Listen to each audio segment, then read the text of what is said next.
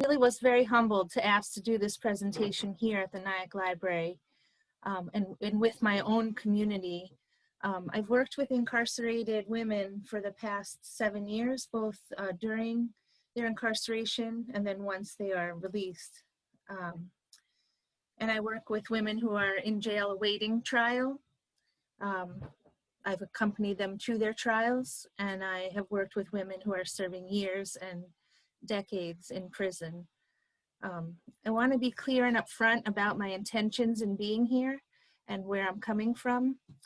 So over the summer, one of the things I do in the prison is I facilitate parenting classes for women who are separated from their children during their incarceration. And so over the summer, I took a class that was specifically about Black parenting philosophies. And there was a lot of talk about tough love philosophies in Black communities, Black families, and that the roots of this tough love come from slavery.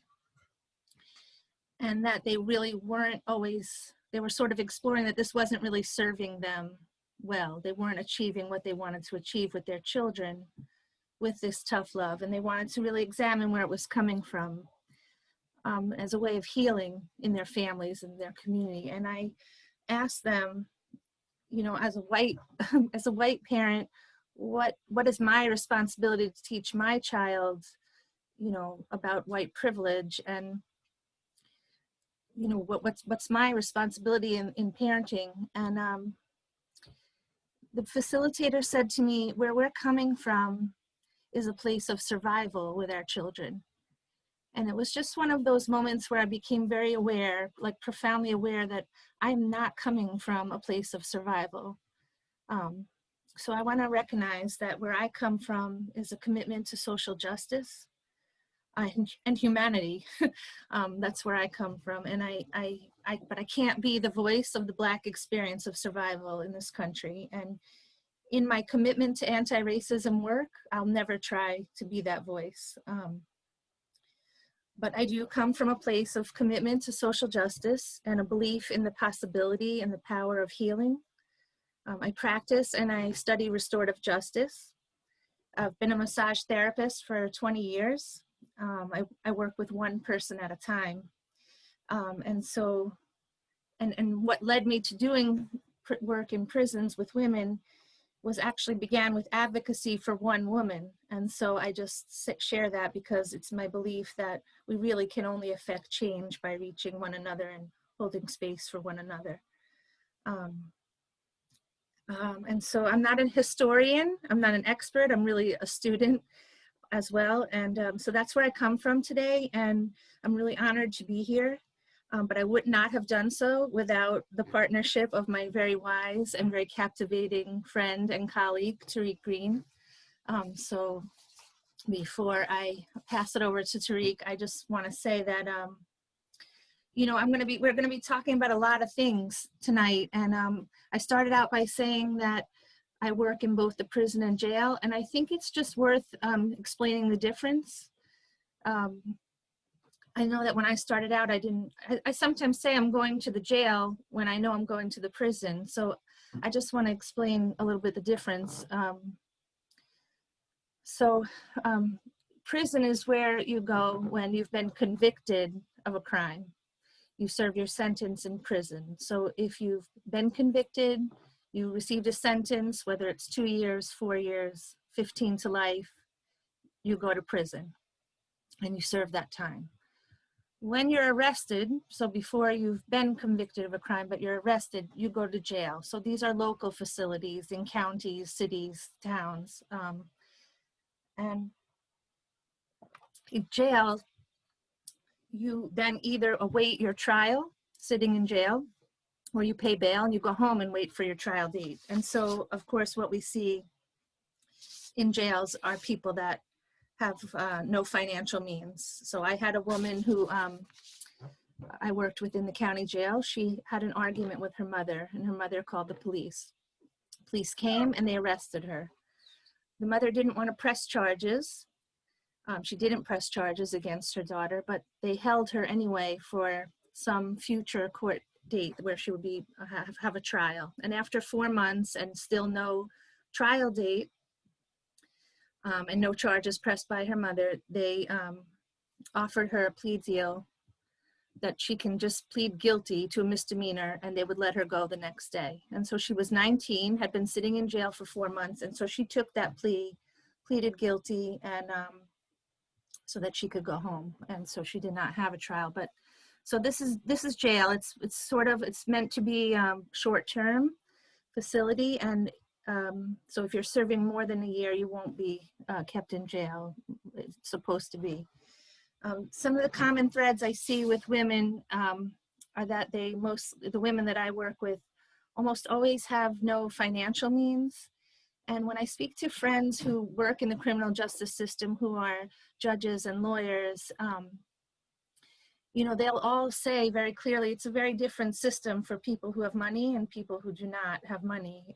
If you can hire a lawyer, the charges, the sentence, the punishment, it's all going to be just wildly different than if you are relying on a public defender. And the other thing that I see in almost all the women I work with is that they have suffered severe childhood trauma, rape, violence, neglect, and that their involvement in the criminal justice system is very closely linked to that trauma.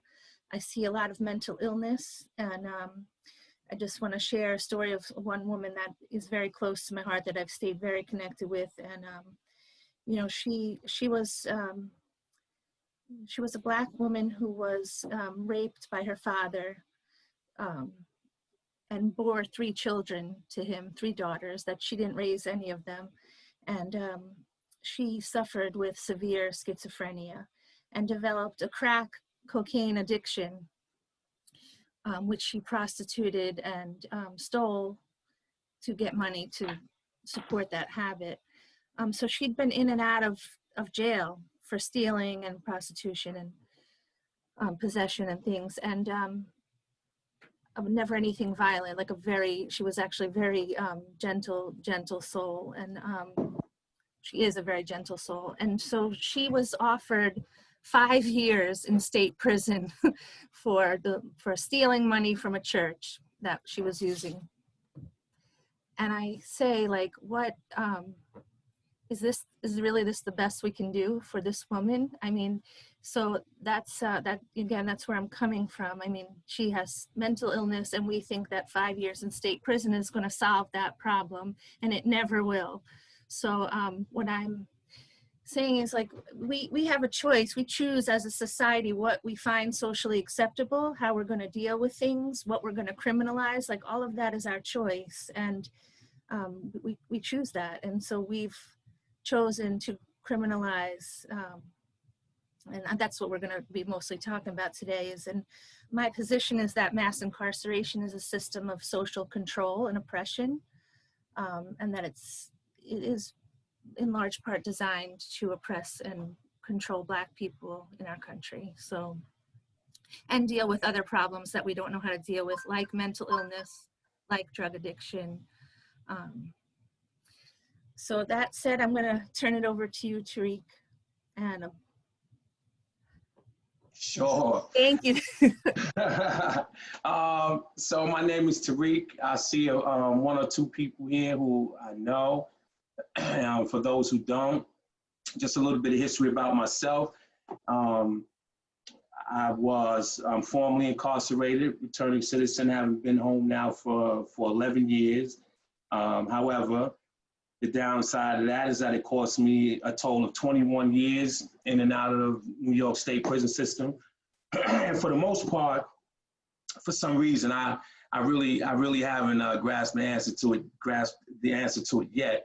I didn't get a lot of jail time. Like, it seems to me like from the time they put handcuffs on me, they had determined that I should be put in prisons and not spend a lot of time in jails for whatever reason. I know people who in the early days had way worse records than I did and never seemed to go upstate. It could have been because they was cooperating, or it could have been because they knew people in the system. It could have been a lot of different reasons, I'm not sure. But anyway, it cost me a total of 21 years in the prison system, and that was, I can say, over a 32-year period. So out of 32 years of my life, in that period of time, 21 of those years was spent in and out the prison system. So when I talk about it in my presentations, I usually say I did life on the installment plan. That's not funny, don't laugh at that. But anyway, so since I've been home for 11 years now, I've been in Rockland County. And I want to say that I came home, I hit the ground running, really. I knew I was finished with that kind of life. Well, not so much about my trials and tribulations inside the prison system, but more so about the trials and tribulations that led up to prison system and some of the things that happened inside of the prison system that all points toward what we all are dealing with today, which is race relations in America. I think that's the main point. I know that there are some, when you talk about Black men and women, Black people in general, especially as you put us next to our white counterparts, there's a clear difference in the treatment that we receive compared to what our white counterparts receive. And that's what we want to outline, basically a history of that. And when I come to this point of any conversation, it begins to get difficult for me. Not because I don't know the facts, or I don't know how to compare and contrast. It gets difficult for me because it seems as if I'm talking to some of the most intelligent people, and I'm having to explain some of the most elementary facts to people. And one of the best examples of that in today's climate is when, I hear people say in response to someone saying Black Lives Matter, I hear someone says Blue Lives Matter or All Lives Matter or anything except Black Lives Matter. When I hear that as a response, it almost is tiring and it's boring at this point. And it's just, but as educators and as people who, who have to uplift, we can never really get tired of it. We have to continue to do it, and we have to continue to hold people up and hold people accountable, and we have to continue to explain. I have some excellent ways I like to go about explaining it now that I didn't have a few months ago, and hopefully, and maybe we'll get into that during the course of this, but I don't want to hold this up any longer. I would like for you, Jen, to get right into the, to the meat and potatoes. I can't hear you. All day, Tarik. I wasn't talking, but I mean, you could talk all day. You got lots of good things to say. Okay. Now, I think this is how it presents, right? So I don't know if anybody, I don't know anymore if they can see us, but I think now everybody can see the screen. What do you see, Tarik? You see the I see your screen, and I do think that people can still see us.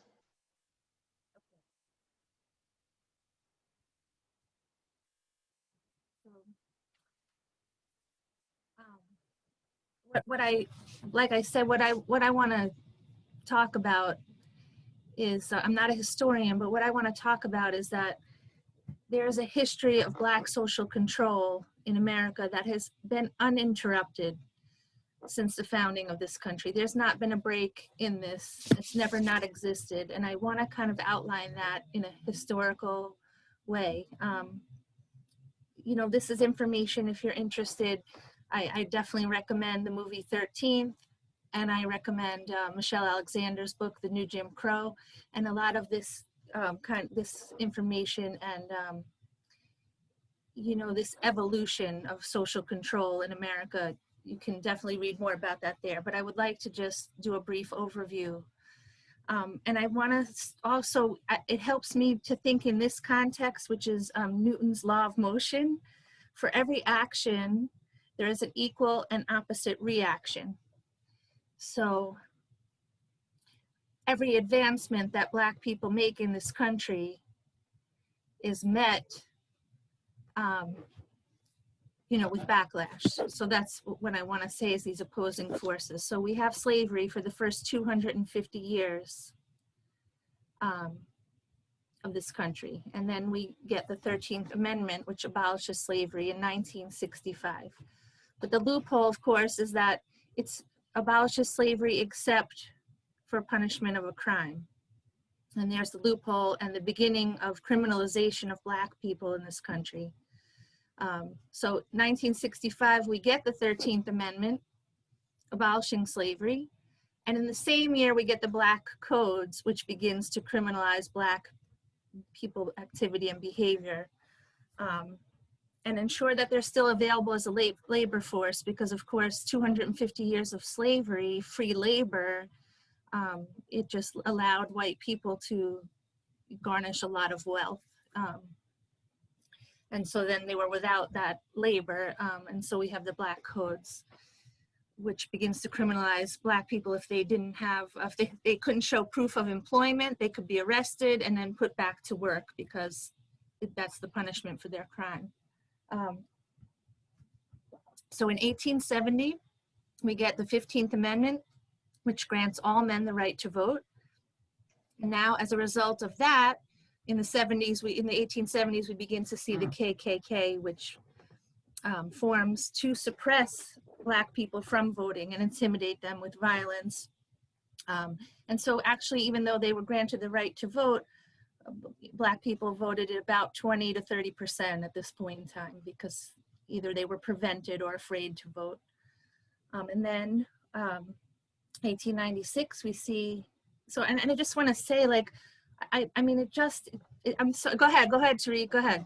No, go ahead. Oh, go no, ahead. I want to say, like, I sometimes can't tell if I'm being obvious, if I'm being, but I'm just going to give my position, which again, right, is not a lived experience, but to just say that if I reflect on something, which is 250 years of families being torn apart and violated, and it's just unimaginable, right? And then to think that if I inflict that on somebody and then say, okay, now you're free, to not have a deep fear that they're going to come back after me, like, what the hell did you do? You've destroyed generations of, I can't.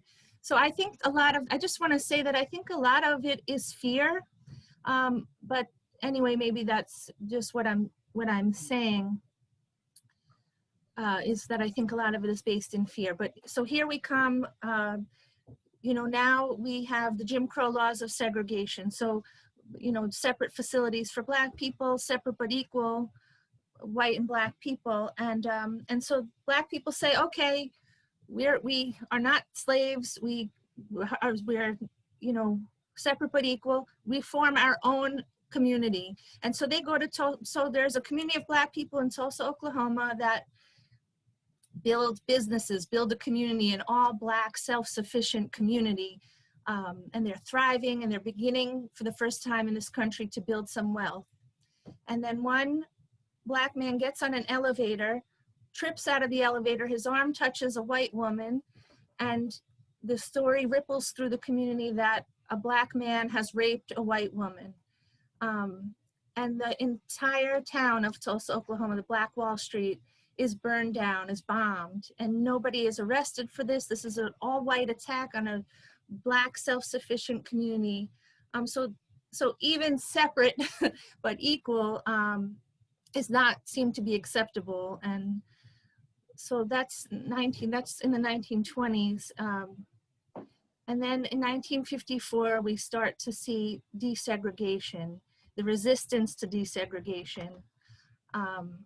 Emmett Till's lynching and Rosa Parks unwilling to give up her seat on the bus, of course, then sparks the civil rights movement.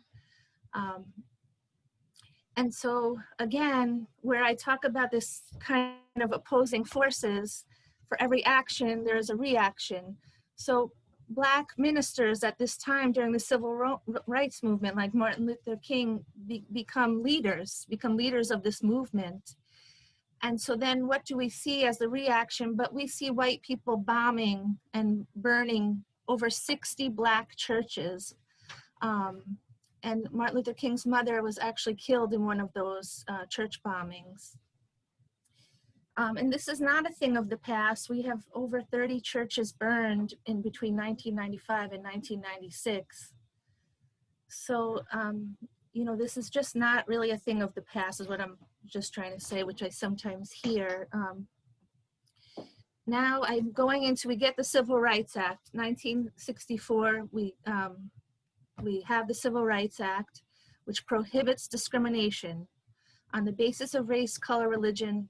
It is no longer okay to say, you know, to criminalize Black people openly. Now we have that on the books in the laws in 1964. So what happens in 1969 as a reaction to the Civil Rights Movement is the action, and then the reaction is Nixon begins his law and order, tough on crime rhetoric. And really this is the seeds of mass incarceration as we know it today. So do you want, am I talking, Tarik, or do you want to jump in? No, you're doing fine. You're doing fine. So this is a, you know, an entry that I found when I was reading about law and order. This is a quote from the chief of staff in Nixon's, Nixon's cabinet. This is, I'm just going to read the quote. "You have to face the fact that the whole problem is really the Blacks. The key is to devise a system that recognizes this while not appearing to." So this is what I'm saying. And I sometimes talk with Tarik and I say to him and to friends, like, I almost have an easier time accepting white supremacists, white nationalists who very openly say, Black people should not intermarry, Black people should be separate, white is superior and should be its own thing. I almost prefer that and understand it better than when people say, no, I am not a racist, and then everything they're doing is keeping this system going. And I think this is the reason, because this has been designed now to trick everybody. I mean, I think even the people who, anyway, I think what I'm saying is it becomes really less honest than it was, right? Now they're saying they're devising a system that recognizes that Blacks are the problem while not appearing to. So that's law and order. And so when we hear law and order, that's what's triggered, right? How are we going to criminalize Black people? And so Nixon begins the war on drugs. And this was, again, one of Nixon's domestic policy chiefs said, "We knew we couldn't make it illegal to be either against the war or Black. But by getting the public to associate the hippies with marijuana and Blacks with heroin, and then criminalizing both heavily, we could disrupt those communities. We could arrest their leaders, raid their homes, break up their meetings, and vilify them night after night on the evening news. Did we know we were lying about the drugs? Of course we did." So I just, I just want to, don't really have anything to say, just let that speak for itself. So law and order and the war on drugs. So Ronald Reagan comes in 1982 with his war on drugs. In 1985, so that's the period of like, just say no. And that actually comes out in 1982. And from what I've read, there wasn't a really extreme drug problem at that time. But it became very political, right? So whoever is tough on crime is speaking the language, right? And so that's became a very political tactic. And so in 1985, the crack cocaine epidemic starts, and it's predominantly Black neighborhoods that are where there's crack, so crack cocaine, and it's mostly white people using powder cocaine. It's also people with more money using powder cocaine. It's more expensive than crack.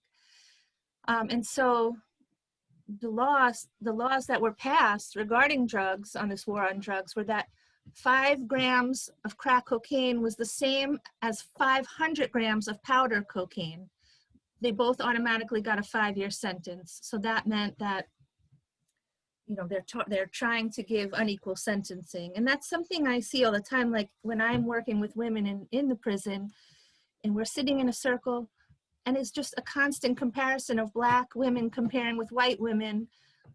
what they did, you know, whatever they're in there for, and it's usually low-level drug offenses, and everybody's well aware that the Black women have more longer sentences for the same crime. So that's still, and another thing I just want to share, this is in the sentencing disparities, is I work with women who are trying to stay connected with their children during incarceration. And I had two women that two white women that came for help, assistance, you know, with the programs that we have to have visitation and phone calls to their children's schools. And both of the women had never had any kind of criminal history, never had an arrest or anything.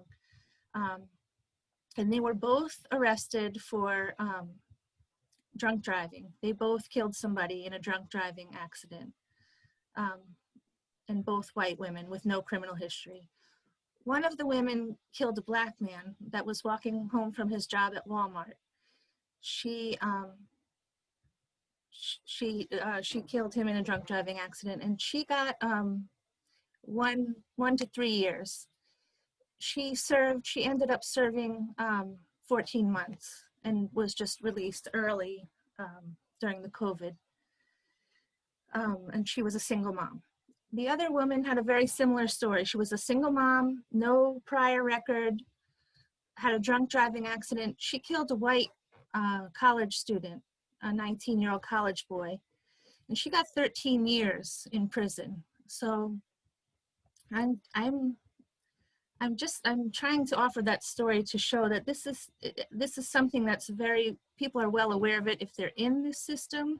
I'm not so sure that we're well aware of it on the outside of it. So I just want to say, like, the messaging and the valuing of white lives over Black lives. I mean, you see it in every corner of this system. So anyway, just back to this history is that, so we had the war on drugs, and Bill Clinton's crime bill in 1994, which is the 3 strikes you're out. And just a ton of money is poured into building new prisons, hiring more police officers, and really you can go to jail for a life sentence with 3 nonviolent offenses. And then, of course, here we are in 2020 with Donald Trump self-proclaimed president of law and order. And so we know what law and order means. And so this is directly correlating with what we've seen in the explosion of mass incarceration in our country. So you see the line is holding fairly steady, under 500,000. And in the 1980s, when the war on drugs and the tough on crime kicks into gear, and then the 90s, when the crime bill is passed, we see this explosion. And so we are now incarcerating at a higher rate than any country in the entire world. We incarcerate 700 per every 100,000 people in this country. And the closest country to that rate is Rwanda, with 520 something per 100,000, is the only country that even comes close, and it's not even close. So we're also the only country to incarcerate ethnic minorities at the rates that we do. So this is just to kind of demonstrate to you that we are incarcerating Black people in this country at a higher rate than any other population. Tarik, you want to jump in? You're muted. You're muted. Yeah, no, I was connecting. I'm running a jail program at the same time I was connecting it. You want me to keep going then? Yeah, go ahead. Well, yeah, yeah. So law and order, kind of just talking a little bit about what it looks like today. You know, again, I just want to go back to, I don't know if I emphasize enough that, you know, Black social control in this country, it has been no interruption of it. There's just been no interruption. So here I'm saying what I see law and order looking like today is Black people are 3 times more likely to be killed by police than white people. And Black people are also 1.3 times more likely to be unarmed than white people when they are killed by police. I'm not gonna, you know, I don't know, so I guess what I'm saying is that what I see as today's, this system of racial violence, you know, is what we're seeing today. And so this mass incarceration, I don't know, I heard Brian Stevenson saying, like, you know, people say, oh, if I was around during the time of lynching, you know, I would have spoken out, like that could not have happened now. And he said, but this is the system that we have now. And this is the system that we turn our backs to. Because I think, you know, with prison, it has the stigma that if you're bad, you go to prison, somebody that did something wrong. So they are thrown away and they're out of sight and out of mind. And so we don't think about what's going on there. And in that ignorance of what has happened, we've had this explosion where we now have almost 2.5 million people incarcerated in this country. So this is the system of social control of the moment. And this is what we, you know, this is what we need to be looking at ourselves, what we're gonna do about this now. Tarik, I'm talking too much. I like everything you're saying, though. I mean, it's right here I like on the what you say page. too. I like, it's right here on the page, but what I really want to do is I really want you to go through these facts and go through these, you know, all of these instances. And when we get to the end, when we near the end, I want to talk directly to people. I want people to ask questions. If there's anyone that's watching us right now who don't agree with some of the things that Jennifer is saying, or who have an explanation, a different explanation other than just unadulterated racism, then, you know, that's what I want to address. And this is what I was addressing in my introduction. I was saying that when we get to this part of conversations, yeah, you know, we have a duty to educate and to make people aware. But in today's 2020, and not even talking about today's climate. The climate today is a little bit warmer than it may have been, you know, 2 or 3 years ago, or what have you. But, you know, it's been the same all the way through. My point is just addressing it head on. We need more people to admit to this. Going back as far as you saw Jennifer go back in these slides, going back to 1619, if you will. We need people to admit to the atrocities. We need people to face up to the atrocities. We need people to have ownership. The same way that people who go through the criminal justice system are forced to take ownership. And I'll give you an example. If a person was arrested for a crime 5, 6, 7, even 10 years ago, that person can very well be denied a place to live, be denied a job, especially a job. Be denied, certain things that you have to fill out in the application to get, because you're always forced to own up to what you've done. And so what I'm saying is that, yeah, we need for white people in America to do the same thing. You need to own up to what people have done. And we need to own up to what's happening today. We need to face that, because that's the only way to heal from it. To continuously deny it is to continuously never heal from it. And so, yeah, so I'm letting you go through this, Jen, because I think predominantly, and I hope predominantly, that it's probably people who can relate to you, you know, I want to say better, that you can give this information to, and then I can address any questions that they may have. So you are doing excellent, and continue. Go. Yeah, so I mean, I just along what you're saying, Tarik, and I said this to you the other day, you know, I think about like trauma.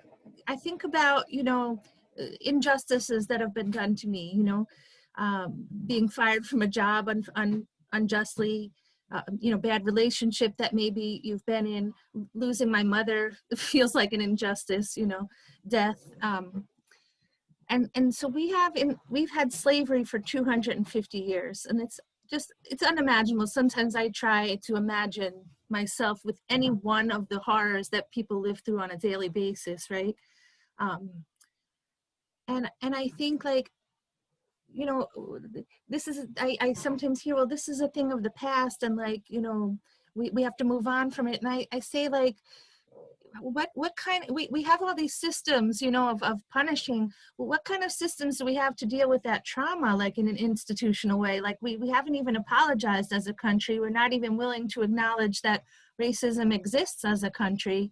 And so what opportunity is there, you know, for me, for when I think, how long has it taken for me to heal from an injustice that I've experienced? And the answer is really, I never completely do heal. I have to continue to learn from it, right? Right. Let me say this too. Yeah. That's a nice thought. That is a comforting, that's a very comforting and comfortable, nice thought that we had slavery for 250 years in America. We've had slavery closer to 450 years in America. It may not have all been chattel slavery. It may not be the slavery that some people hold in their mind when they see old slave movies and Black people being brutalized in every way imaginable on the plantations, right? But, you know, if you have a conversation with Trayvon Martin's mother, have a conversation with Tamir Rice's mother, have a conversation with Amadou Diallo's mother, or Abner Louima. Who here remembers Abner Louima, who the police arrested and stuck a nightstick up his rectum? Like, I mean, just sexually assaulted him in the name of an arrest. So, you know, when we talk about slavery having ended at a particular time, you know, I think that's a luxury, or, you know, that's a privilege that some people may want to hold up, because it's comforting. It's comforting to think that we don't, you know, it's comforting to think that, you know, white America doesn't act like that anymore. But that's not the case. I mean, how many of us, we all watched in complete horror George Floyd call for his mother, right? We all watched in complete horror as that white officer grabbed Jacob Blake by the back of his shirt with one hand and pumped seven shots into him with the other hand. So, this is not about seeking comfort. This is about us having a candid and raw conversation about racism and how it ends in mass incarceration, or not ends, but how it leads to the mass incarceration, and how it happened back when you first pointed it out, and how it's happening today, and how they are setting up for it to continue happening years from today, right? They are planning for my children and many people on this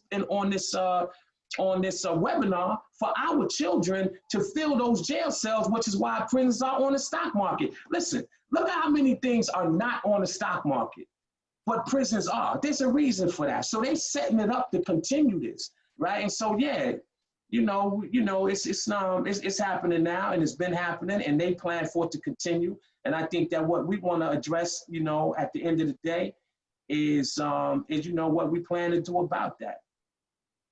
But as I said, you're doing excellent laying it out. So, but I want us to move through it. So we're moving through, and then I think we're almost ready to open up for for questions and conversation, right? So these are just some statistics that I thought were really important to know. I mean, right. So I don't want to be reading what is there. Everybody can take a look, but it's staggering, the rates. I just wanted to put some of that out there for people to see. Yeah. And again, we were talking about, I just come back to this idea that we really have a choice. We really do have a choice about what we're going to criminalize, but we have to really take that power back and that conversation back. Like, what are we doing? What are we criminalizing? And why aren't we doing healing work? If most of what we have in our prisons is drug related, why aren't we working to heal those traumas and those illnesses? So, Sorry, Jennifer? yeah, go for it. Someone's asking if you could read through a couple. Oh, yeah, sure. You know, it's funny because somebody told me as feedback when I was preparing for this, don't read the slides. So that's why I was conscious not to, but sure, I'm happy to read them. Today, the US imprisons more than 700 people for every 100,000 citizens, the highest per capita rate of incarceration of any country in the world. Rwanda has the second highest rate with 527 people incarcerated for every 100,000 citizens. Our prison system is a racist system. African Americans and Latinos make up approximately 32% of the US population, yet they make up 59% of all incarcerated people in this country. African Americans are incarcerated at a rate that is more than 5 times the rate of of whites that are imprisoned. The United States represents 4.4% of the world's population, yet it houses approximately 22% of the world's prison population.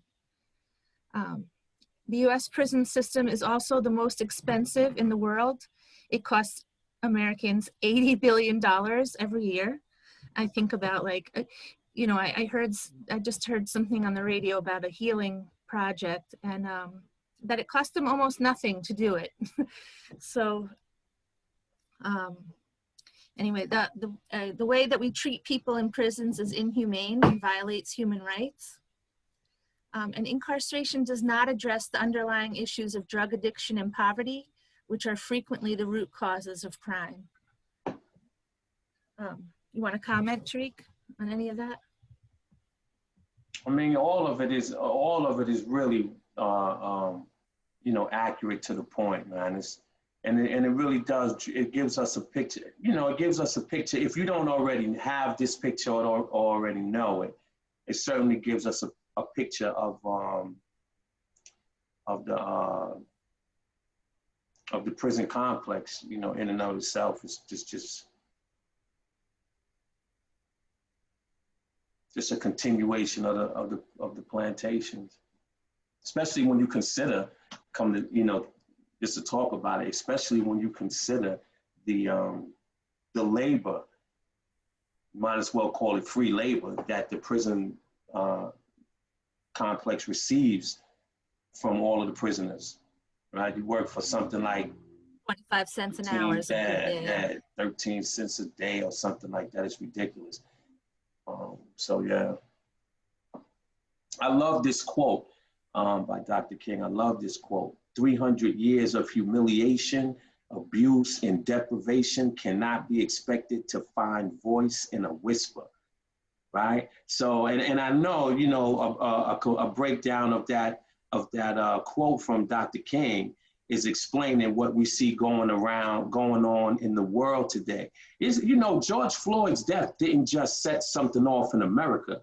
I mean, people there was a point when they was reporting that the George Floyd uprising had reached 3 continents.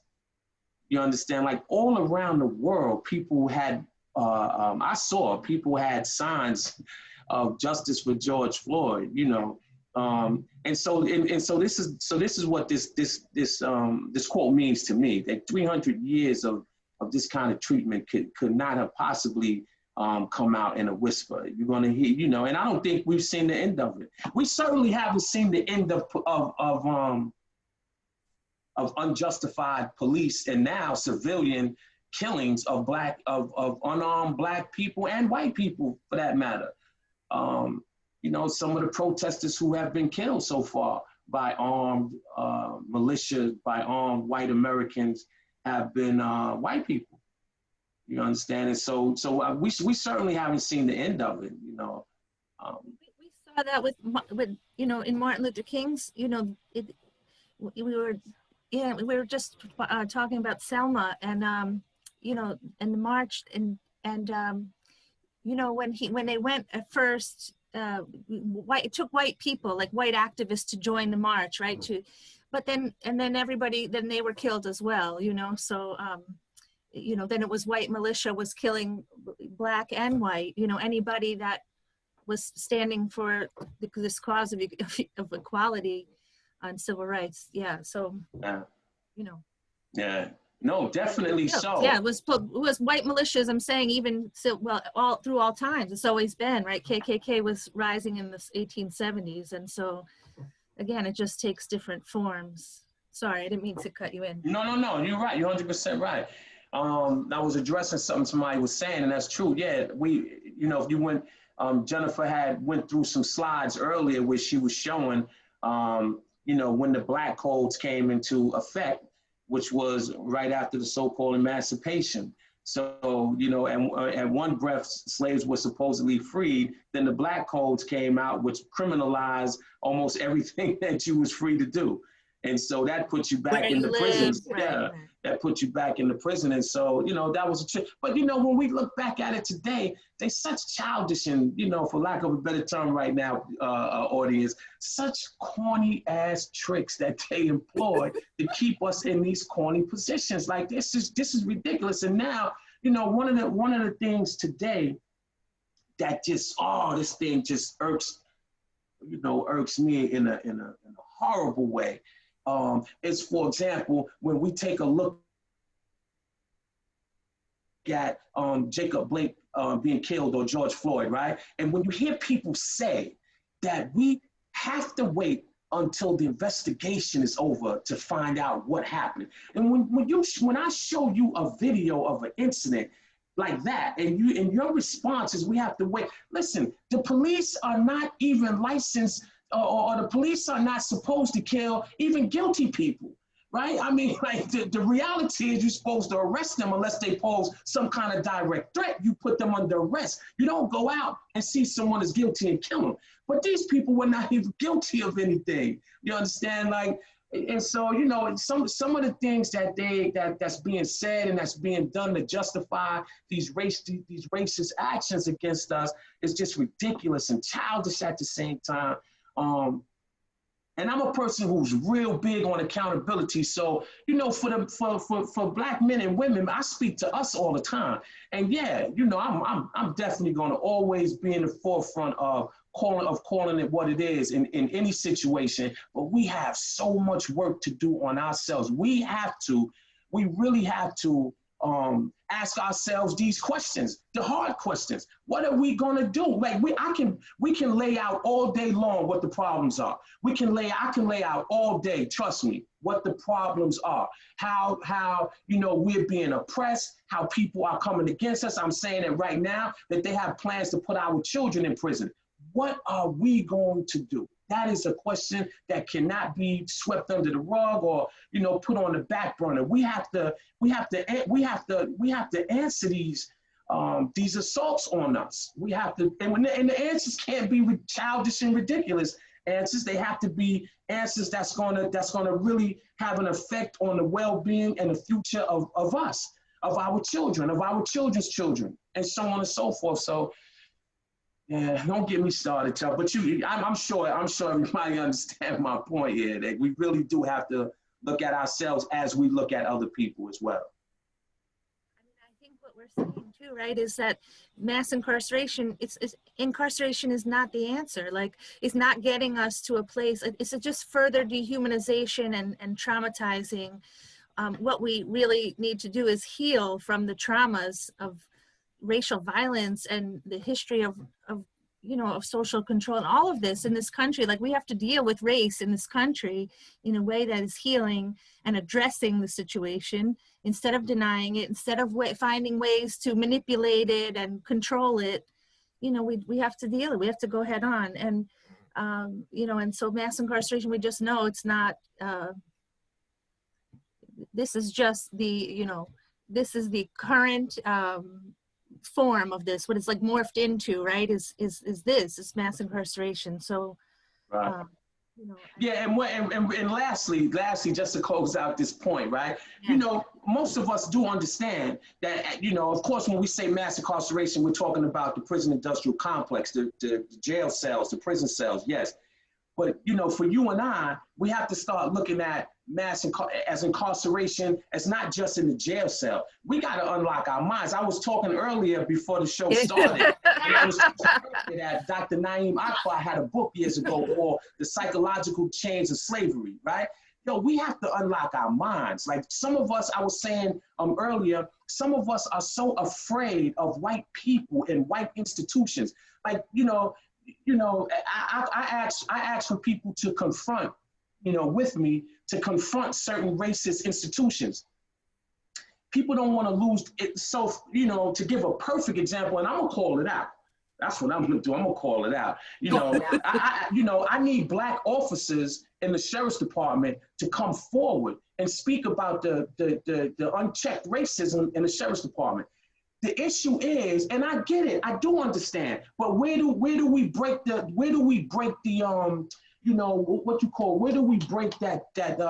cycle? You know what I mean? Where do we break the cycle? So when I call them forth to speak, I get answers like, yo, that's my job on the line. And so, yeah, I got to look at that. I'm definitely not asking nobody to get fired to verbalize a point that I need to be brought to the public eye. But at the same time, then how can I address it? How can I address something that's taking place if I don't have not a single witness to come forth to say, yo, that is true, this happens here, or whatever the case may be. When I moved here, those of you who know me, and for those of you who don't now, you'll know, right? I'm not from Rockland County. I was born and raised in Brooklyn. That's where I lived mostly all my life. When I wasn't in prison, I was living in Brooklyn. And so I've been here now 10, 11 years is what it is. When I first got here 11 years ago, I didn't know nothing about this county. But I used to hear people say to me, how the Hasidims are buying up all the property. Or they would say like the Hasidims are, they are getting on the school boards and they're cutting out programs for our youth, and they're taking the money and they're putting it into private schools for their youth and things like that. I used to hear this all the time. It wasn't until I was here for a couple of years that I started to see certain things, and I'm like, oh snap, yeah, look what's happening, right? But when you try to get people to come forth, come out and say that, we start whispering, we start backing up, we start saying no. And these are the kind of things that I'm talking about when I say we got to look at ourselves. We got to start asking ourselves, what are we going to do? There has to be, whether there's a small nucleus of us or a large section of us. But we need soldiers and fighters. We need fighters. Everybody can't be the peacemakers. We need people who, we want peace. By all means, what we want is peace. There's no question about that. But there has to be a nucleus of us who understand that there are people who are willing to risk their lives to keep us from that peace. And we need people to deal with them, right? And so, when I say we have to look at ourselves, we really do have to look at ourselves. We have to be able to be honest with ourselves and be honest with people, right? We have to be able to sit with people, and we have to be able to outthink. We have to be able to maneuver correctly, There's just so many things. And there's so many of us who have the intelligence and the skill and the resources. There's so many of us, if we could just connect correctly, right? If we could just connect the dots correctly, there's nothing that we would not be able to achieve. You guys want to open up the Q&A now? Yeah. Let me get out of this so we can see better. Okay. I think, okay. So we have about 5 questions. The first one is from, I'm not sure what the name is, but what could we do about it though it's time for a change? I guess about the mass incarceration. Say again? What can we do about it though it's time for a change, they said. Well, I was reading. So I was reading one of the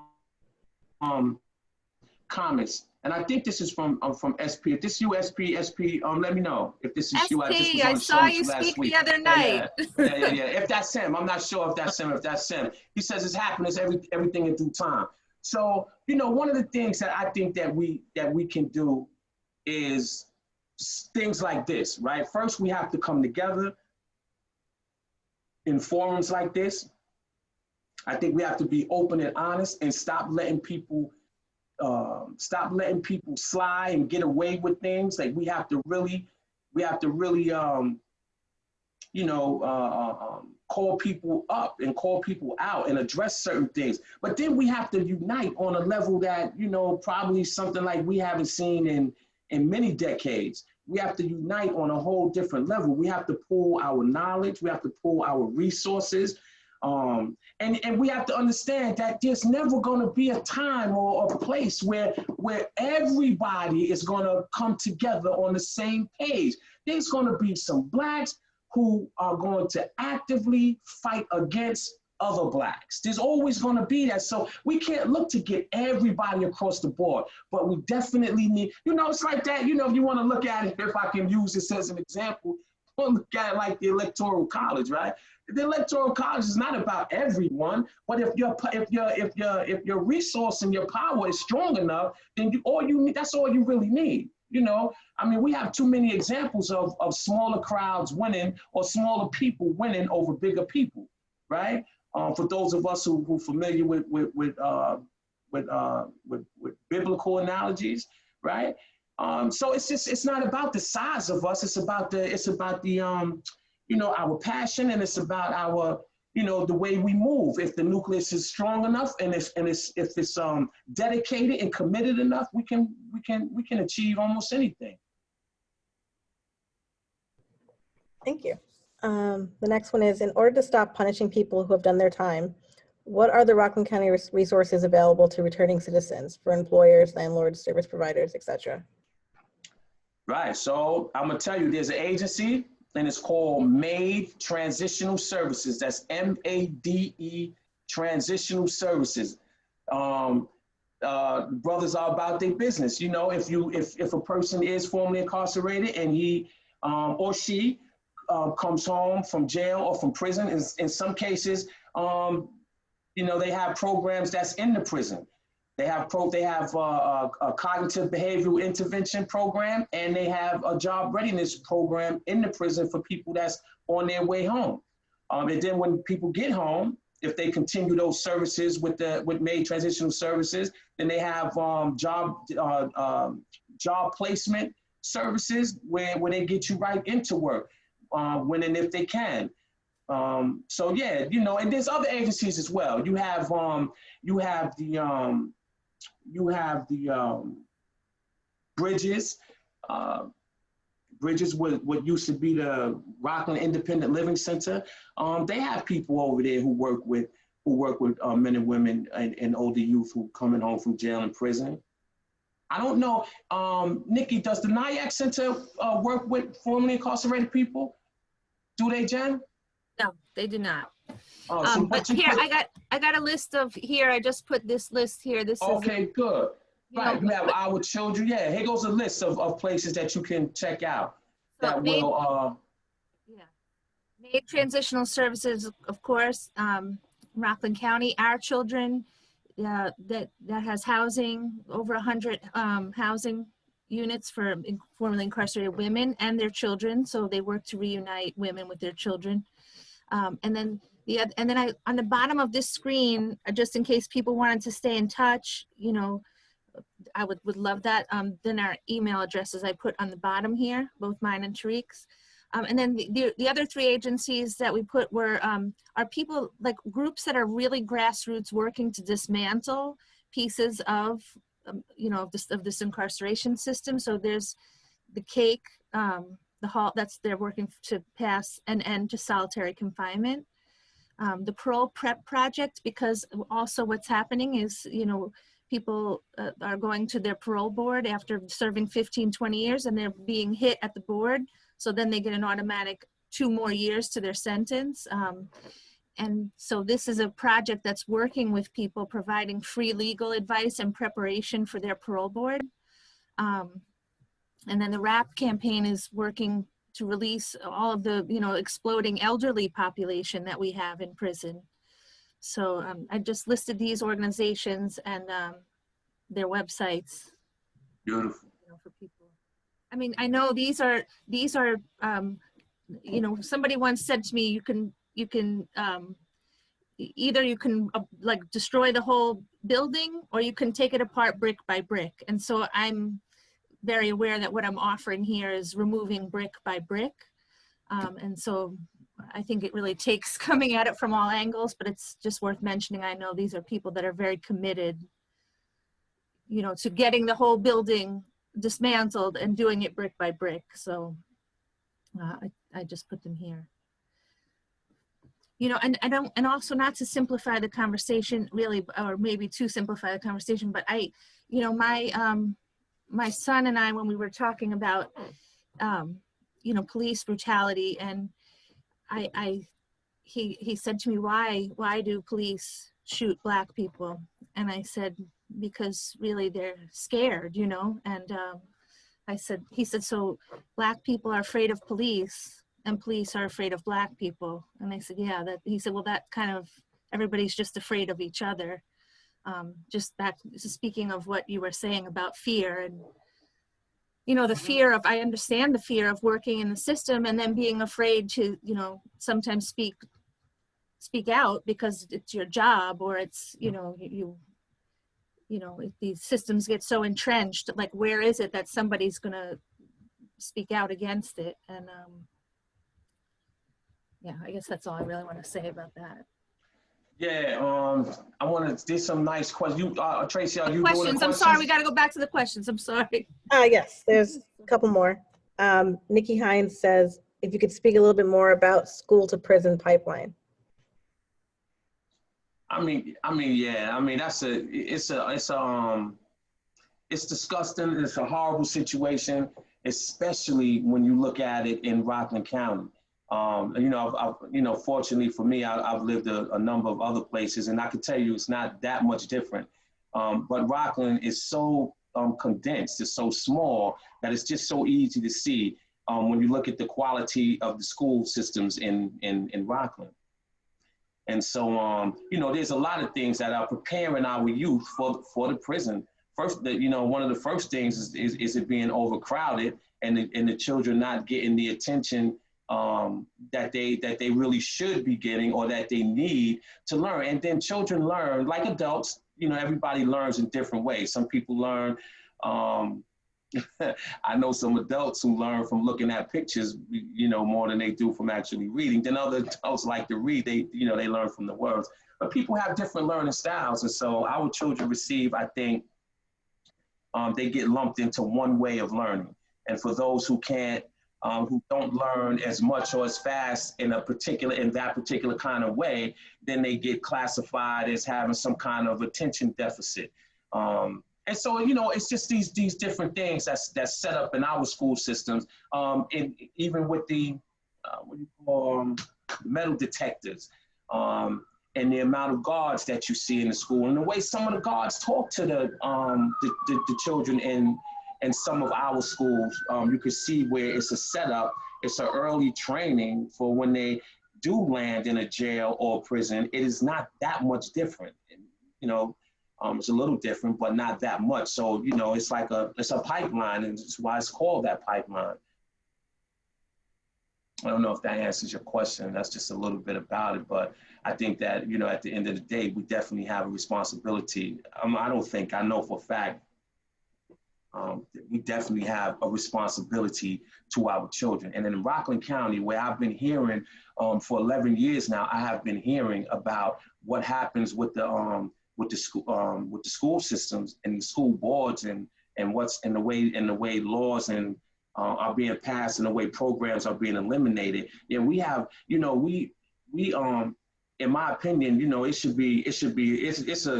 a private criminal offense to continue to send our children to a place that we complain about in the manner that I've been hearing people complain about the school system. My son is 5 years old, and I was dedicated and sworn to homeschool, which I did. And so this year, when And so this year, I think starting the school year, I think I'm going to do it, which is the reason why I recently moved from New York to New Jersey, because New York has no exemptions for them this is a different conversation about vaccinations, but I'm really just talking about the school system and what I'm prepared to have my son, receive from a school. But, part of that is much of that is our responsibility is what I want to say to that. Thank you. Carol Campbell says, is it true that the police and prison systems were created to put free slaves back into slavery/free labor? That's how the police originated in the South as slave catchers. That is how that institution developed. Yeah. And then Jane says, Tarik, can you talk a little bit about what obstacles and opportunities awaited you once you were released? We are led to believe that once someone serves their time, they should be able to join society again. The question was what again? What obstacles and opportunities awaited you once you were released? The obstacles were many. I was saddled with that record. Was first and foremost was the obstacles. When I applied for RCC when I first came home 11 years ago. I went to RCC and I did the application. And when I checked the box, because everybody said, be honest, don't lie about it, because then they hold it against you in some whatever kind of way. But when I checked the box, I paid $40 for the application. And when I left, the woman comes outside and calls me back and she said, excuse me, sir, you checked the box of having felony convictions. And I said, yeah. She said, I'm sorry, your paperwork have to go through a different process. And so I was like, what process is that? And she proceeded to explain it to me, which was her job. I get it. But I said, you know what, give me my money back and take your application.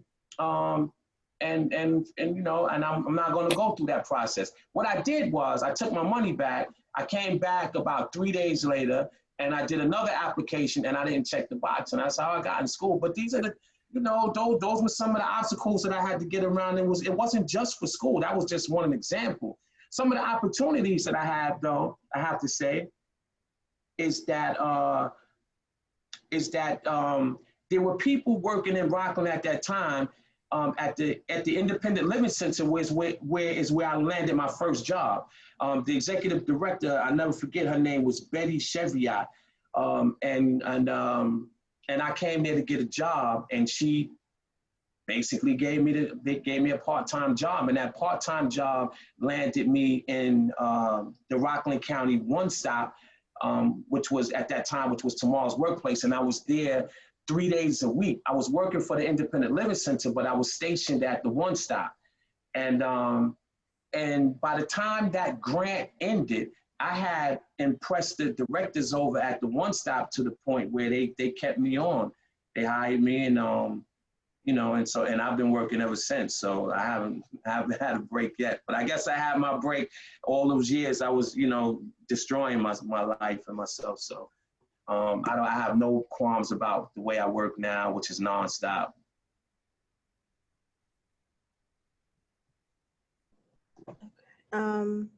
There was one, I'm not sure if it's a question, it's just a comment about that we have an alarming rate of people with mental illness who are also get incarcerated and shouldn't be in prison, but they throw them in jail.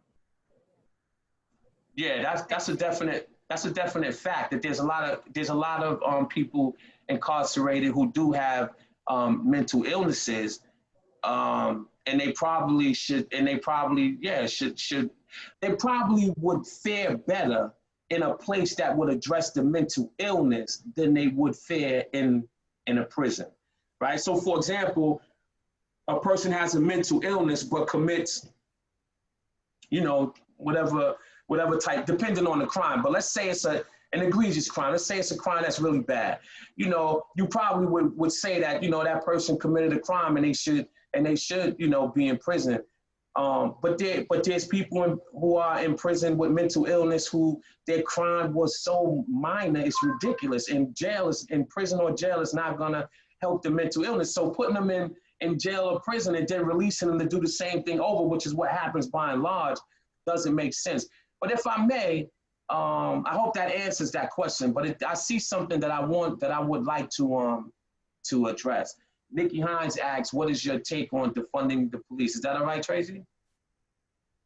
Sure, no problem. So yeah, so she asks, what's your take on defunding the police? And so I definitely want to just shed a little light on what that means. When a lot of people, when they hear defund the police, they think that what people are calling for is to get rid of the police. And some people are calling, make no mistake, to abolish the police, which is different from defunding the police.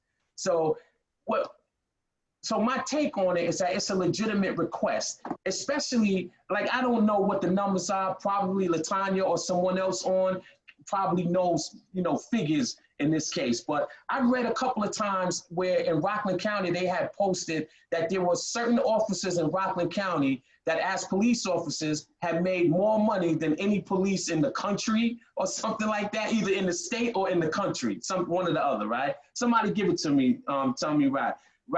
And so, yeah.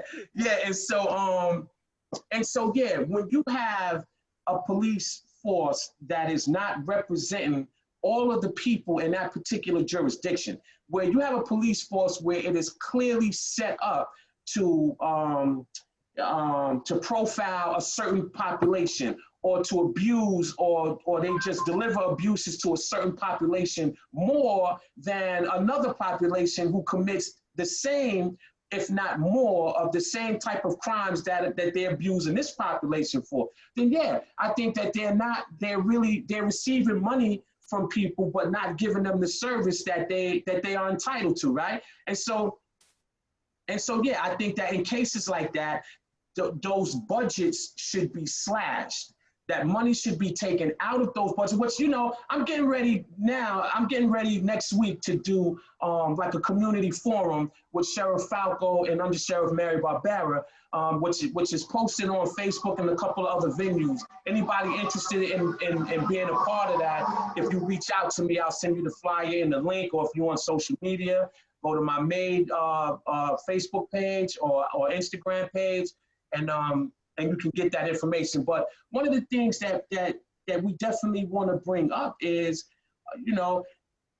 in most cases, when a particular jurisdiction has a desire to treat a population correctly, right, to do something for that population, which they should do for all populations in any jurisdiction, right? The way that you see that is that there's money in the budget that is cut out for that particular area or that particular group. And when I say area, it's the same thing, right? So we talk about areas.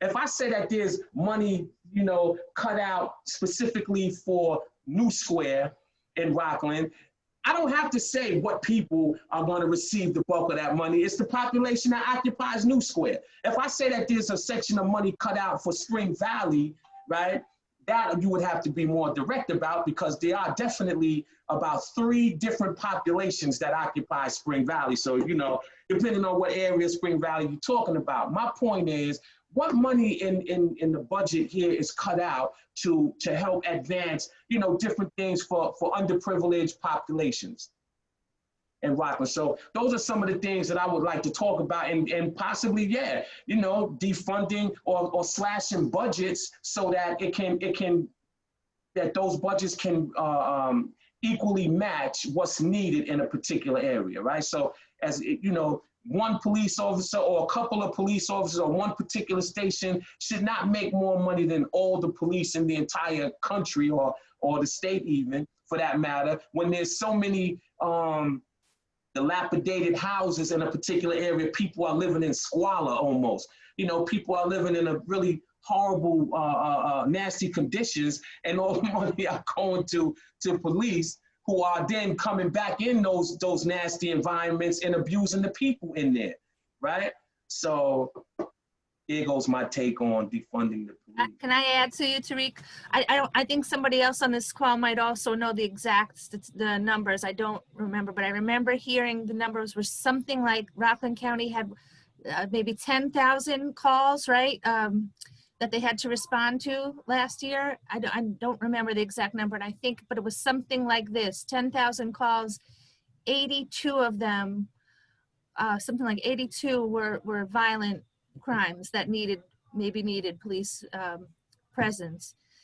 All of the other calls could have been handled and should have been handled by trained professionals, right? So just to talk about defunding and also about, you know, mental health is not something that if we consider it to be a criminalized behavior, mental health or drug addiction, and we send police, this is what we are allowing, this is what we're creating, right? So we need mental health professionals to deal with mental health, people struggling with mental health illness, and not to criminalize that, right? So I agree with defunding and seeing that money reallocated to professionals who, you know, are equipped to really handle this in a compassionate way and a helpful way, and not criminalizing those behaviors. So I just wanted to add that to the conversation. Yeah, and some of the numbers, Latanya says that Rockland County has documented population of 325,000,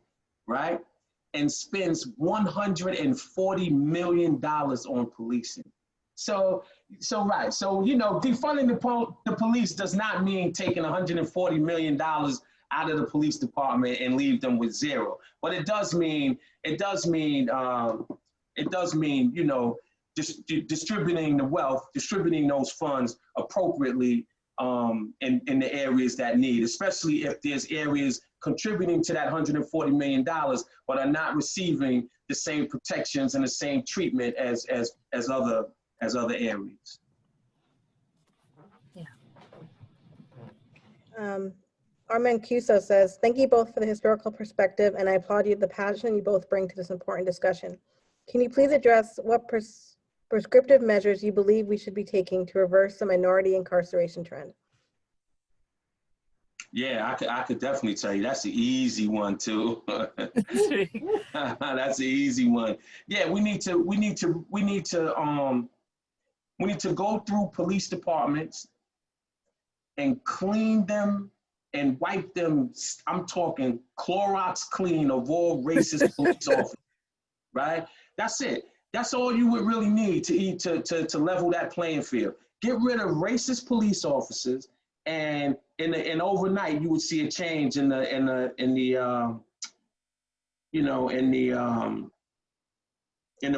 prison populations. Simple as that. All those other reforms and all those other things, I think they're good for something. You decide they're good for something. But the only way to do it, yeah. If we're saying that that's what it is, the problem is racism, we got to get rid of racism, and that will end that. Thanks. Carol Campbell says, many sick and disabled seniors are being released from prison. Does Rockland County have programs to help them? So Rockland County has programs. Rockland County does have programs that address the elderly, and especially, and they do have programs that address mental illness. So I answer yeah to that. I answer yeah to that they do have programs that address the elderly. They have the Office of the Aging, and they also have agencies that address, and the Office of the Aging is a good agency. I know people that work there who since retired, but definitely they have people there. Mental Health Association of Rockland. Yeah, and Mental Health Association of Rockland, and also Access VR. So yeah, there's agencies that can help that population. I know that Our Children, right, which was the organization that their mission has been to keep women connected to their children and to provide housing for those women and children after incarceration.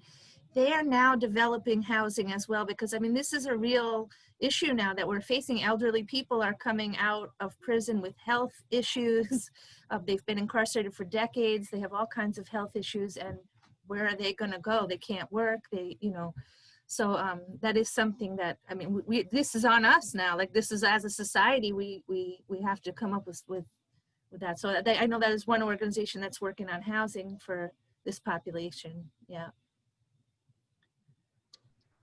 I'll put two questions together. Latanya says, what now? And then Nikki Hines says, can you speak a little bit more about restorative practice? All right, yeah, let me say, as far as what now, I want to say that I have been a long time, I have desired for a long time to work with you, Latanya, on a number of issues that have come up that I have always thought you would be excellent to handle. I mean, I have requested you a couple of times, but you know, whatever. We haven't spoken directly.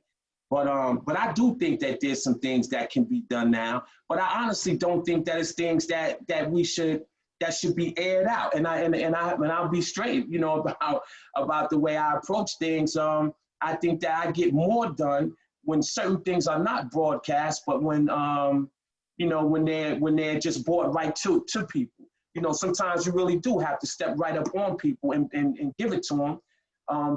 You know, and because I think that we come out better in that way with certain things. The things I have in mind, yeah, I would love to tackle some issues that I think so you know, just to be a little bit more direct with you, there are people right now in Rockland County Jail who are there for no other reason except for they have no one to say a simple word. Like, legally speaking, there are people who should not be incarcerated right now, but they don't have the means. They don't have the resources to you know, and you know, to get out. I mean, look, anybody, you know, everybody can't do what I did. Everybody cannot do. I know, you know, I'm a person who represented myself. I'm a person who studied for a long time, but you know, everybody's not blessed, you know, in the same ways. And so, you know, I can't change a flat tire to save my life. And some people are mechanics. So, you know, people are blessed in different ways. My point is, I would love for you and I to have a conversation about what now, because, you know, I take it to another level of what now. My what now is really what now. Let's get it. Let's get it. You know, anyway, that's my answer to that. What now? You know, I would love to be able to sit and talk with you and see, and, you know, and let you hear some of the things I have in mind, how we can approach, at least from a criminal justice perspective, how we can approach it. And you know, if you are in agreement, then we can start right from there. That would be great. For everybody else who's asking what now, I mean, you know, of course we have to start. There's 1,000 things taking place right now where people need support. I know there are people in other places that's protesting the death of Breonna Taylor, that's protesting the shooting of Jacob Blake. And they are saying, I'm getting reports every single day, and I mean 3 and 4 times a day, that they are being openly attacked by white supremacists. And they need things. They need water. They need somebody to bring the water. They need donations. They need time. They need people to come out and join the marches. You know, it's a lot of things that can be done in terms of what now. And those are small things. Granted, it's not going to change. You know, it's not going to change. You know, something overnight, but everything that happens small, you know, is necessary. That's like somebody saying, yo, I'm not going to vote. I'm not going to vote because I'm only one person. My vote doesn't mean anything. Your vote is very small. Yeah, you are only one person, but the more people who think like that, the more we guaranteed to have Trump for another 4 years. Can I also address that question because they asked about restorative practices? And I just want to say, like, just talk about that for a minute, if that's okay. I also want to say that I think number one thing that needs to happen right now is accountability. I mean, police have so much protection. So I think police accountability is number one. But I want to say about restorative practices, like, for me, what I see restoration is really addressing what's underlying. It's not really dealing with these systems and trying to deal with the problems the way they've been created, right? So it's really to look at what's underlying and to deal with the traumas that are below the surface. So, like, what I'm doing now with the women that I work with who are incarcerated is I'm working to bring trauma work and healing work in. On an individual level, women can have trauma healing work. And that's what I'm working towards, because I feel like if we can empower people, like, you know, Tarik is saying as well, like if we can empower people with their own personal accountability and power, you know, that will be really healing and powerful. And I think restorative practices, certainly much more powerful, humane, everything than punishment. I mean, than a punitive system that discards people, where restorative practices are valuing us as human beings and saying, okay, how did you get here and what can we do? You know, and that's what we're doing on an individual level. So that is a lot of deep work, and we just have been unwilling to do that work in our society. But I do believe that's what it takes. That's what it's going to take. And so, you know, yeah, I just want to say that. Someone had a question about the program you mentioned, Tarik, that you're going to be at. Can people ask questions ahead of time? You're on mute. You're muted, Tarik. Yeah, I was saying, yeah, I'm encouraging people to ask questions ahead of time. I have a panel, which I have a 4-person panel. Aside from the sheriff and the undersheriff, I have 4 people on the panel who are, you know, in the community that I would like for people to get questions to, or get them directly to me. I'm actually moderating that particular meeting. And so, yeah, if you get questions to me or get questions to anybody else on the panel, those questions will go forth. I also think that what I'm leaning heavily toward leaving open the chat box in that meeting so that people can put stuff down themselves. I just didn't want to create an area of a lot of foolishness and disrespect and, you know, yelling and screaming and name calling and stuff, the ignorant stuff. I don't want to be a part of it. I really do want to get something out of it. I want something to come out of the meeting that is productive, that's beneficial. It's for the population that I serve. I want it to be, you know, I want it to be some healing going on. And so that's what I'm looking for. Thank you. Maggie Trainer says, some folks suggest we need more Black police on the force. It's been my experience that has not helped Black people in the inner cities. And then someone has a question for Jennifer. They say, with all that you're doing, so do you have a team behind you, or are you doing it alone?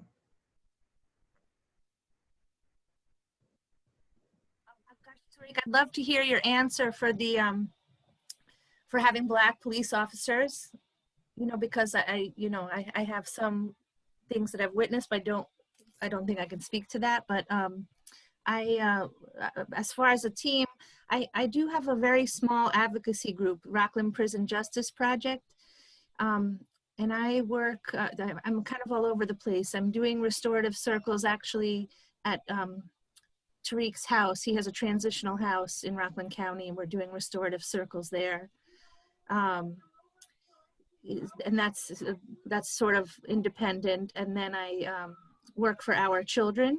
So I'm working in that capacity with women who are incarcerated.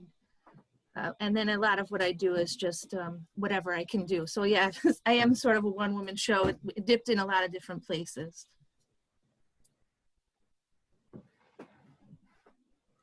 Tarik, will you speak to that question about having more Black police officers on the? Yeah, I think that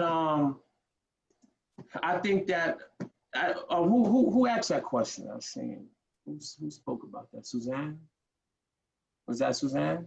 I'm not sure who it was, but anyway, yeah. So that is true. I've heard the same, and I've experienced, Black officers on the force who felt the need to prove to their white counterparts that that they wouldn't take favoritism in Black neighborhoods. And there was Black officers who ran through Black neighborhoods that was way worse than anything that ever came through there before it. You know, that's the case. I think in Rockland County, it could be a different scenario, although I've heard of Black officers in Rockland County who were very brutally known in Black areas in Rockland County. I've heard that as well. But I think that when we call for more Black officers on the force, it's not so much about whether we get people, you know, who I don't think it was so much about trying to get people to treat you differently. I think that Black people in general just want to know that you know, the door is open for them if they decide that's the way they want to go, right? That the door is open, and not so much that, you know, to be turned away because of the reputation. So, for example, there might be a young a young man or a young woman who would like to be a police officer and maybe be a damn good police officer, right? But are turned away from applying because Blacks don't get hired on the force, that kind of thing. And so people were calling and are calling for more Black officers in the sheriff's department. And I think that that's a legitimate call. Let me just say really quickly to everybody, because I see a lot of questions coming in about it. The panel that I'm hosting is September 16th, which is next week, one day, Tuesday, Wednesday. And it is at 7 p.m. And it's going to be a Zoom link. I have it. I just put it in the chat box, Tarik. There you go. If you look in the chat box, the Zoom link, Jennifer just posted the Zoom link. You have to register, so just go on and register, and boom, September 16th. It should prove to be a really exciting conversation and discussion. You know, there's no bars. I just want, you know, anything can. Like I told my panelists, right? You ask any question you want to ask. You know, just, you know, we want questions to be intelligent and we want them to be direct. You know, no pussyfooting around. You know, get to it. Get to it. That's what I say. I just had somebody say they couldn't see the link. Can anybody see the link on there? Yeah, I've been having problems with the link too. Like, I see it. Okay. You see It's it? only shared between the three of us. I'll share it to everybody. Oh, okay. Only the three of us see it. And I guess our last question will be, do you think the real problem is racism among judges who sentence people of color unfairly? Yeah, I believe that 100%. And so I believe that even if the judge is Black. Yeah, I believe that even if the judge is Black. And people say, how could that be? How could, I heard Candace Owens, that was Candace Owens' argument. I'm Black, what are you talking about? Anyway, you know, we just finished giving a chronological, well, the best that we could anyway, chronological history of racism in America. And I'm telling you, I'll say this to you. How many people in this audience grew up with someone on your block? You knew this person since they was a baby, and they might have went to England. Let's look at Chaka Khan, right? Chaka Khan, or even Tina Turner, both Chaka Khan and Tina Turner. How many of us, and my point is, how many of us knew people and they moved away to a different area, and when you met them again, they was talking the language of the place where they went. They didn't even sound like the person you grew up with because they took on the vernacular of the area that they was around.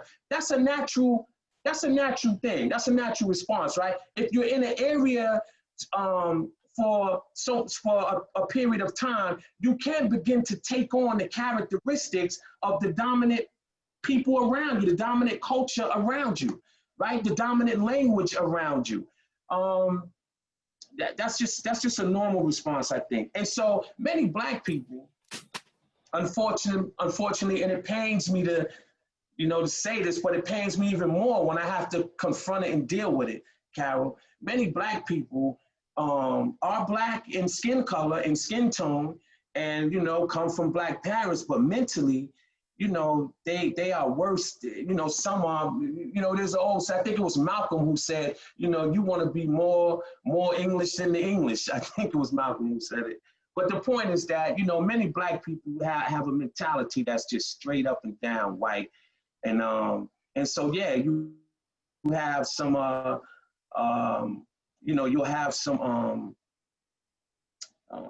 Black judges who, and Black police, like I said a minute ago, Black police officers who's worse than white police officers, and Black judges that's worse than some white judges, and Black people that's worse than some white people. That's just a reality. That's just the way that is. For whatever their reasons are, I believe it's extreme brainwashing. But that's not the point. The point is that, yeah, I think that's disparity in sentencing, yeah, is due to racism. All the way, 100%, nothing else. I don't think it got nothing to do with nothing else but racism. Nothing else. I shared that story early in the discussion about the two white women who, with exact same, but one killed a Black man in a drunk driving, and one killed a white man, and the sentence is a 12-year disparity in their sentencing. And just the messaging of who we value in humanity is just everywhere, and it's coming at us from all directions. And I just wanted to also share, Tarik, about what you're saying about, like, I don't know how to call it in a right way, but just this idea that of Black sort of racism against Black people, right? You know, like sort of like an internalized white mentality of Black people. I'm not really referring it to the right way, but I just wanted to say that I heard an excellent podcast by Ibram Zendi, and he really, really laid it out. And I'm still learning it, probably not well enough to talk about it, but you know, just really how we are raised that way. It's not something that we are consciously even like aware of, that, but we all, that's that systemic racism that we all have. I'm sorry.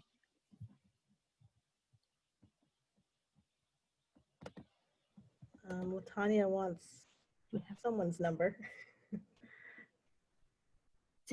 So if we type in the chat, I guess only you can see it, is that right? Yeah, if you go to the top where it says 2 and just change it to all panelists and attendees. Right, so Latanya just said internalized racism, right, that's what I'm speaking of. And people of color cannot be racist because, yeah, we cannot deny privilege and entitlement. Yeah, no, that's for sure. Latanya, you need to be on this panel with us. Mm-hmm. Any other questions or final thoughts?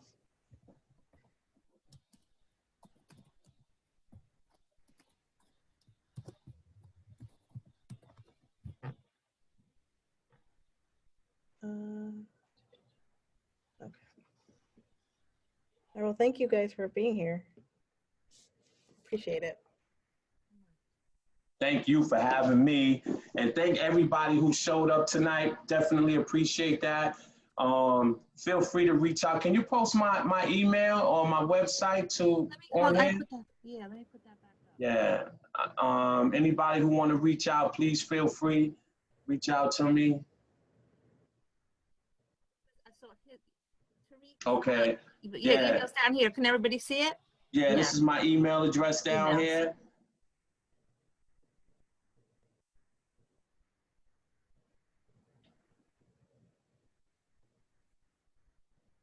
All right. Well, have a good night, everybody. All right. Good night. Thank you so much, Tracy. No problem.